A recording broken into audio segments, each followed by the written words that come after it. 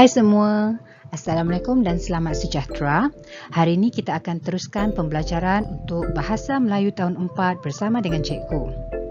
Tajuk kita pada hari ini ialah Halwa Betik. Pernah dengar tak? Pastikan kamu terus bersama dengan cikgu untuk mengetahui lebih lanjut tentang tajuk kita pada hari ini. Baiklah. Kemahiran yang kita akan tekankan pada hari ini ialah dari segi aspek tata bahasa, iaitu tentang kata berimbuhan awalan. Mari kita lihat paparan seterusnya. Sebelum itu, mari kita lihat standard kandungan untuk tajuk kita pada hari ini, iaitu 5.2, memahami dan menggunakan bentuk kata mengikut konteks. Manakala, standard pembelajaran pula 5.2.1 memahami, mengenal pasti dan menggunakan kata terbitan mengikut konteks, iaitu nombor 1, kata berimbuhan awalan. Kita lihat pula objektif pembelajaran pada hari ini. Pada akhir pengajaran dan pembelajaran, murid dapat menggunakan kata imbuhan awalan dengan betulnya, dan kriteria kejayaan pula, murid berjaya menggunakan kata imbuhan awalan dengan betulnya. Seperti yang cikgu nyatakan tadi, aspek tata bahasa yang kita akan bincangkan ialah kata berimbuhan awalan. Kata berimbuhan awalan ialah kata yang menerima imbuhan pada bahagian hadapan kata dasar seperti pe, ber, me, ke, di dan sebagainya. Sekarang, kamu boleh buka buku teks pada muka surat 76 dan 77. Pada halaman tersebut, terdapat bahan grafik yang bertajuk Halwa Betik. Kita baca bersama-sama. Balkis sedang meneliti buku resepi. Dia berminat untuk membuat halwa betik berdasarkan panduan yang berikut. Baiklah murid-murid, cuba perhatikan perkataan yang berwarna merah. Meneliti, berminat, membuat. Ketiga-tiga perkataan ini menggunakan kata berimbuhan awalan. Meneliti, kata dasar yang digunakan ialah teliti. Dan imbuhan yang digunakan adalah men. Perkataan yang kedua, imbuhan awalan yang digunakan ialah ber. Dan kata dasarnya adalah minat. Yang ketiga, membuat. Imbuhan yang digunakan adalah mem. Sebab kata dasarnya adalah buat. Boleh faham murid-murid?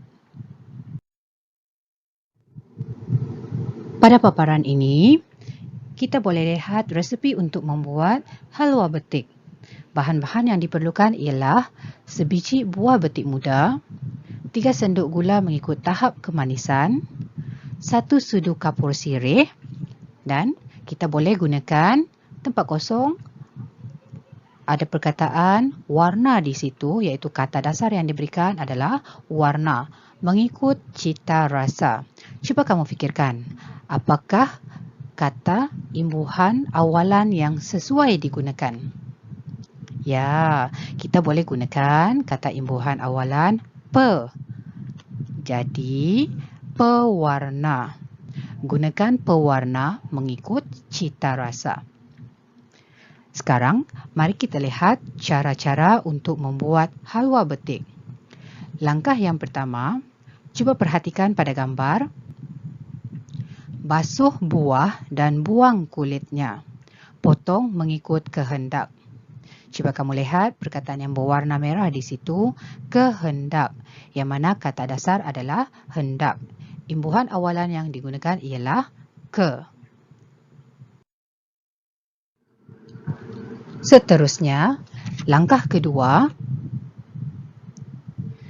setelah tempat kosong, kepingan betik boleh dibentuk mengikut kreativiti. Ukiran dan anyaman boleh dibuat pada kepingan betik. Cuba kamu lihat, kata dasar yang diberikan ialah hiris. Kita hanya perlu letakkan kata imbuhan awalan yang sesuai untuk kata dasar yang diberikan. Imbuhan yang sesuai ialah di. Setelah dihiris, kepingan betik boleh dibentuk mengikut kreativiti. Kamu boleh perhatikan pada gambar yang diberikan. Langkah yang ketiga. Perhatikan pada gambar. Kepingan betik perlu tempat kosong. Kata dasar yang diberikan adalah rendam di dalam air kapur selama 1 hari. Imbuhan yang sesuai adalah di. Kepingan betik perlu direndam di dalam air kapur selama 1 hari.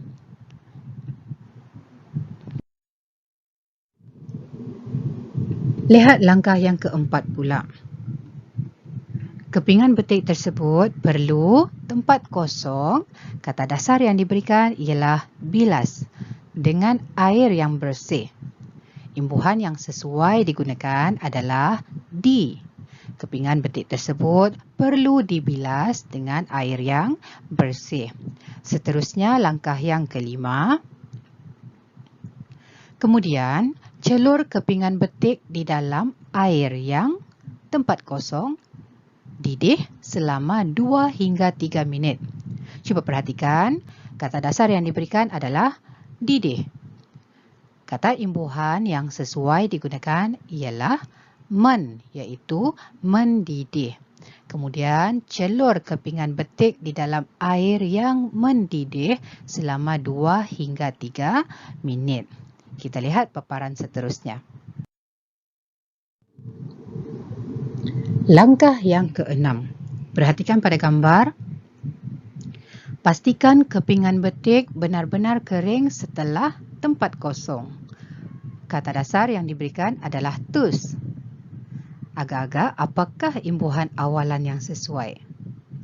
Ya, imbuhan awalan yang sesuai adalah di. Pastikan kepingan betik benar-benar kering setelah ditus. Seterusnya, langkah yang terakhir iaitu langkah yang ketujuh. Setelah sejuk, kepingan betik perlu direndam di dalam air gula. Lakukan proses di atas sehingga gula menyaluti kepingan betik. Proses ini boleh tempat kosong kali. Imbuhan awalan yang sesuai adalah ber. Proses ini boleh berulang kali. Boleh faham murid-murid? Mudah kan? Baiklah murid-murid, sekian dahulu pembelajaran kita pada hari ini. Semoga kamu semua boleh faham tentang penggunaan kata imbuhan awalan. Oleh itu, terima kasih daripada cikgu untuk perhatian yang diberikan dan jangan lupa untuk subscribe channel cikgu sebagai tanda sokongan untuk cikgu terus menghasilkan video-video pembelajaran yang seterusnya. Bye-bye.